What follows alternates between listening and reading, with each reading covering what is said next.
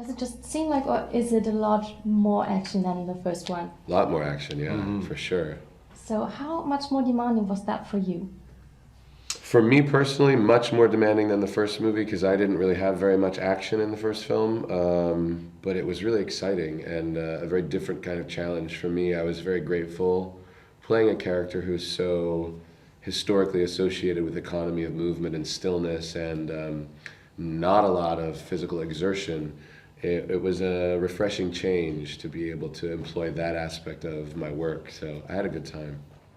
So how much more did you go to the gym then, preparing for this one? I think we all did, you know, between Zach and myself and Benedict, we all, JJ gave us the mandate to, you know, to bulk up and to look, a bit bigger than we naturally were. So it was a lot of working out and eating and more working out and yet more eating. And he gave you tighter costumes, isn't it? Those diving suits? It translates to every country we go to, the tighter costumes, yeah. More for those guys. I had more cumbersome costumes in this one because I wear that volcano suit, that helmeted spacesuit. You just mentioned your volcano suit, so when I first saw that one, I thought, wow, how is that guy moving in it? Yeah, it was a really uncomfortable but satisfying experience to wear that suit, and I thought it looked gorgeous in the opening sequence of the film. Alles klar, da können wir sie abschütteln. Wenn Sie vorschlagen, dass wir die Passage zwischen den näher kommenden Strukturen nutzen, das Schiff wird nicht passen. Das passt. Captain, es wird nicht durchpassen. Das passt, das passt! Oh!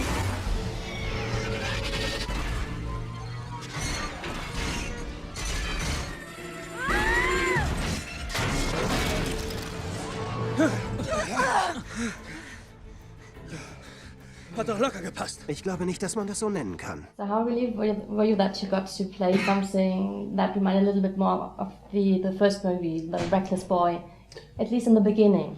I mean, I love playing Jim Kirk. He is a rebel and he leads with his heart and his passion and his drive and his ambition, and where I think that in many ways is a helpful qualities for a leader. I think in this one he has to learn that the flip side of that coin, which is humility and vulnerability and real true selflessness. And I think what he believes in the beginning to be the qualities of a great leader are actually very selfish qualities, and he really needs to learn that selflessness. If it comes to women, the Kirk doesn't have to seem changed. So in the last movie we saw you with a green-skinned woman, now it's a threesome with alien girls. So how are you going to top this next time? You'll have to come to Berlin. I guess another alien lady in bed.